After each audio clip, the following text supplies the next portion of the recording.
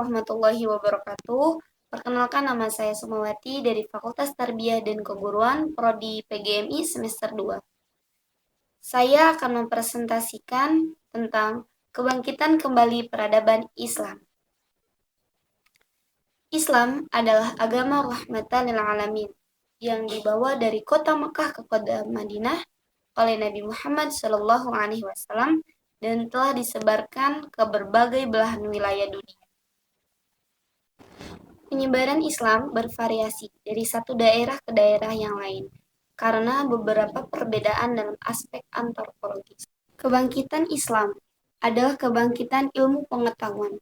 Kalimat ini merupakan mubtada sebagai sebuah simbol untuk melukiskan kembali pesona umat Islam di era kejayaan. Pergumulan di antara para ilmuwan adalah sebuah magnet yang sangat kuat daya eratnya terhadap peradaban lain yang ada di sekitarnya. Islam menjadi properti peradaban ideal yang dicita-citakan oleh umat manusia, yang mapan dan maju dalam segala bidang, utamanya adalah dalam bidang keilmuan. Romantisme sejarah kejayaan sains Islam beberapa abad lampau patut untuk selalu dimunculkan guna menghidupkan kembali gairah tradisi intelektual di kalangan masyarakat muslim. Keinginan dan harapan akan bangkitnya kembali peradaban baru yang berlandaskan nilai-nilai Islam merupakan tantangan bagi setiap muslim untuk mewujudkannya. Satu hal yang pasti, bahwa kemajuan peradaban Islam harus ditopang oleh kemajuan sains dan teknologi yang tetap bernazas nilai-nilai ilmiah, sehingga Islam terwujud sebagai agama yang rahmatan lil alamin. Telah banyak sains-sains Islam lahir pada abad keemasan 700 Masehi sampai 1400 Masehi. Selanjutnya, yakni masa kebangkitan Islam. Istilah kebangkitan Islam merupakan suatu gerakan yang mengacu pada pandangan dari umat Islam bahwa Islam menjadi penting kembali karena Islam dikaitkan dengan perjalanan masa lalunya yang gemilang. Khususnya kegemilangan itu tampak selama 7 abad. Pertama, sejak lahirnya Islam dimulai dari masa Rasul 23 tahun, Khulafaur Rasyidin 30 tahun, Daulah Umayyah 30 tahun, dan Daulah Abbasiyah 500 tahun. Sehingga masa lalu tersebut mempengaruhi pemikiran kaum muslimin sekarang. Islam dianggap sebagai satu-satunya kekuatan alternatif memperbaiki kondisi umat yang sedang mengalami keterpurukan. Beberapa faktor mengapa begitu penting Islam harus bangkit dari keterpurukan. Yang pertama yaitu faktor eksternal.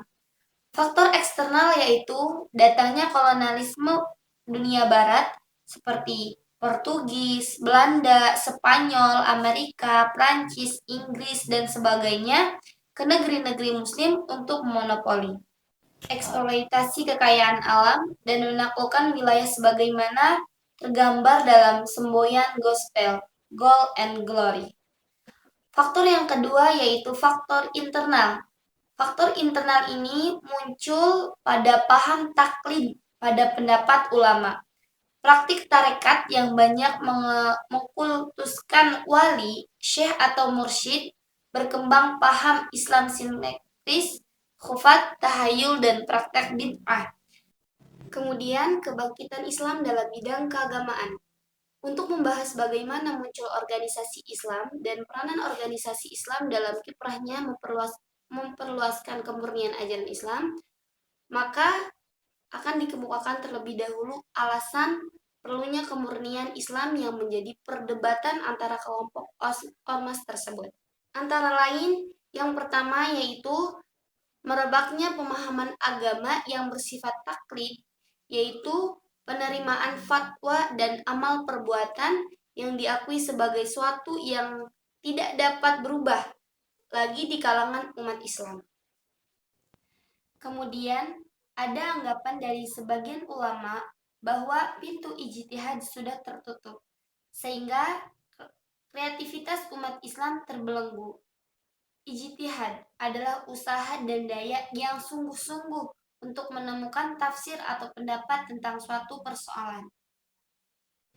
Yang kedua yaitu di kalangan umat Islam sedang berkembang tarekat-tarekat seperti Stadriyah, Sanusiyah, dan lainnya. Masing-masing tarekat itu memiliki jaringan sampai kepada seorang syekh ataupun guru di Timur Tengah. Sehingga dalam praktek ajarannya sampai pada pengikutnya dilakukan meniru apa yang dilakukan dan diajarkan gurunya tanpa mengacu pada sumber-sumber yang lain atau guru ataupun mursyid lainnya. Tarekat atau jalan itu dimaksudkan akan mampu memberikan jalan atau cara bagi pengikutnya untuk mendekatkan diri kepada Allah. Yang ketiga yaitu masalah perantara atau wasilah. Dalam berhubungan dengan Allah, masalah lain yang menjadi perdebatan antara kelompok pembaru dengan kelompok tradisional adalah masalah ushali. Bagi kelompok tradisional itu perlu disebutkan, sedangkan bagi kaum pembaru tidak perlu disebutkan atau dilafalkan. Kemudian masalah talqin mayit. Bagi pembaru talqin itu adalah bid'ah, dan bagi kaum tradisional talqin itu dibolehkan. Selanjutnya, perdebatan lain adalah sekitaran bacaan basmalah dalam sholat. Perlu dikeraskan atau dipelankan. Masalah kunut menurut pembaharu, Nabi hanya melakukan di saat krisis perang. Sedangkan menurut kelompok tradisi mengikuti mazhab Imam Syafi'i yaitu mensunahkan dalam sholat subuh. Adapun tokoh-tokoh pembaru paling awal pada zaman itu yang membawa pemikiran-pemikiran dari Timur Tengah adalah Syekh Ahmad Khatib Al-Minangkabui.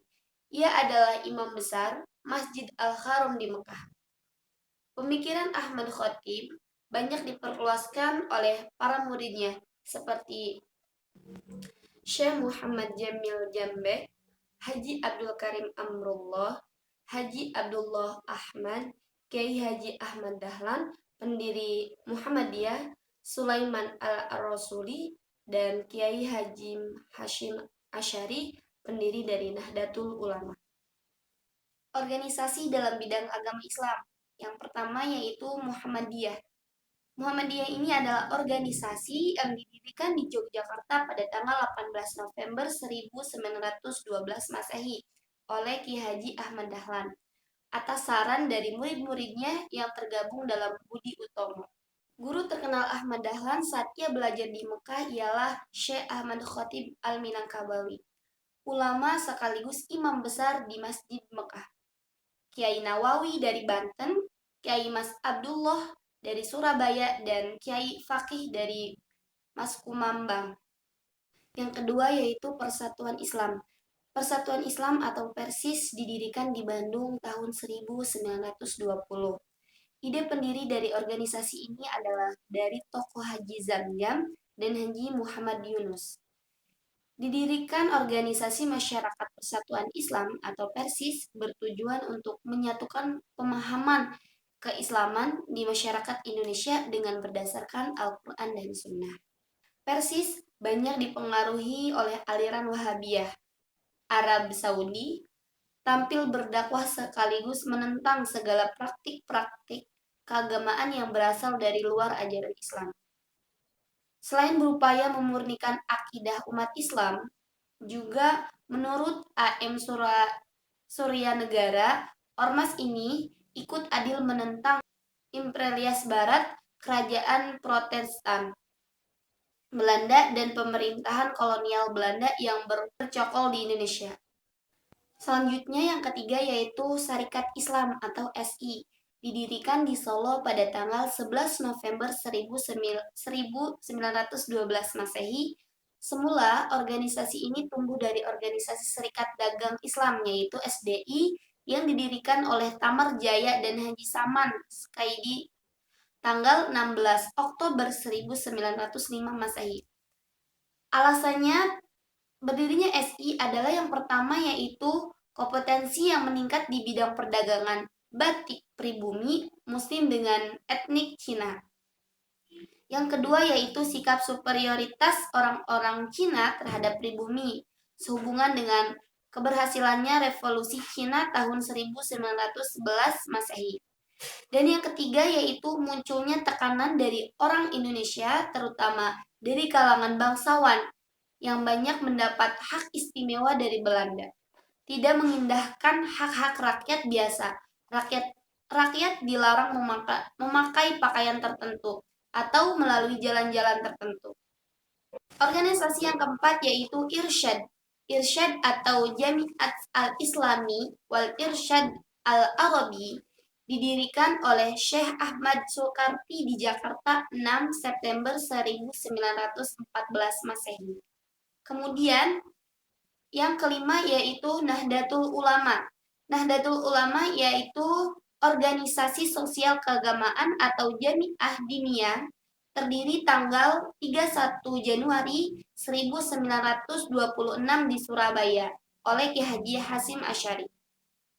Karena saat itu masa kolonialisme, maka NI merupakan salah satu wadah penting menunjukkan rasa nasionalisme dan patriotisme di kalangan umat Islam. NU dapat berkembang hingga saat ini karena salah satunya yaitu jalur kekerabatan para kiai di kalangan pesantren di Jawa dan hingga ke daerah-daerah lain. Melalui sistem pendidikan yang berbasis pesantren NU mudah masuk ke ruangan massa, di mana ada kemiripan dalam standar ahlul sunnah wal jamaah. Di situ NU bisa diterima dan berkembang. Ada 3 tokoh ulama yang memainkan peran penting dalam lembaga ini, yaitu Kiai Wahab Asbullah dari Surabaya, asal Jombang, Kiai Hasyim Asy'ari Jombang, dan Kiai Khalil Bangkalan. Organisasi yang keenam yaitu Persatuan Tarbiyah Islamiyah atau PERTI. Persatuan Tarbiyah Islamiyah berdiri tahun 1928 atas inisiatif dari Syekh Sulaiman Al-Rasuli di Candung, Bukit Tinggi pada tanggal 5 Mei 1928. Pertemuan itu dihadiri oleh sejumlah kaum tua, diantaranya Syekh Abbas Al-Qodi, Syekh Muhammad Jamil Jaho, Syekh Wahid Asy-Syahili, dan ulama kaum tua lainnya. PERTI adalah mewakili kubu tradisionalis berbasis pedesaan, agris, dan pesantren di Sumatera Barat. Sementara Muhammadiyah mewakili kubu modernis yang berbasis urban atau kota, pedagang atau pegawai. Sistem pendidikan madrasah PERTI menerapkan sistem klasikal, tetapi belum memasukkan perubahan isi pendidikan. Pada beberapa surai pengajian Al-Quran atau pengajian kitab-kitab yang tradisional hanya diselenggarakan menurut sistem klasik. Namun, pada surau yang lain dimasukkan juga beberapa mata pelajaran dari sekolah Kubernemen. Sampai pada tahun 1947, sekolah PERTI yang memasukkan mata pelajaran umum belum begitu banyak. Isu yang mengatakan PERTI hanya organisasi lokal atau partai kecil melihatnya membuat para peneliti kurang tertarik menjadi objek studi. Yang terakhir yaitu Al-Wasliyah. Al-Wasliyah atau Al-Jami'atul Wasliyah merupakan organisasi Islam lahir pada 30 November 1930 di Medan, Sumatera Utara. Digagaskan oleh tokoh-tokoh Abdurrahman Syihab, Yusuf Ahmad Lubis, dan Adnan Nur, Muhammad Isa, dan Ismail Banda. Ormas ini pertama kali dipimpin oleh Ismail Banda yang lahir ketika masa penjajahan Belanda. Sehingga para pendiri Al-Wasliyah ketika itu turut pula berperang melawan penjajah. Tidak sedikit para tokoh Al-Wasliyah yang ditangkap Belanda dan dijebloskan ke penjara. Tujuan utama didirikan organisasi Al-Wasliyah ketika itu adalah untuk mempersatukan umat yang berpecah belah, yang berbeda pandangan. Berpecah dan berbeda pandangan tersebut merupakan salah satu strategi Belanda untuk terus berkuasa di bumi Indonesia. Oleh karena itu, organisasi Al-Wasliyah turut menggalang persatuan umat di Indonesia. Selanjutnya, kebangkitan Islam dalam bidang politik. Kebangkitan Islam pada era modern ini lebih dipandang sebagai profil Islam yang mengarah pada tahap yang lebih tinggi dalam bidang politik. Dengan maksud bahwa kebangkitan Islam dalam politik Muslim mencerminkan tumbuhnya kebangkitan agama yang baik dalam kehidupan pribadi maupun umum. Adapun beberapa unsur penting yang menjadi pemicu bagi munculnya gerakan kebangkitan Islam antara lain sekularisasi dan kolonialisasi Barat yang pada tahap selanjutnya mampu menciptakan hegemomi Barat yang mengakibatkan timbulnya berbagai krisis di dunia Islam. Kebangkitan Islam sangat erat kaitannya dengan aspek politik. Hal ini didukung butir lain yang mempunyai kecenderungan serupa dalam bidang politik. Seperti yang dikatakan oleh Al-Maududi, yaitu mendirikan kembali pemerintahan yang berdasarkan sistem yang telah disebut sebagai kekhalifah yang mengikuti pola kerasulan. Dengan lain, kebangkitan Islam yang banyak dilihat dari tumbuhnya kekuatan politik Muslim dan adanya konsep din wa daulah. Kemudian, kebangkitan Islam dalam bidang sosial dan budaya.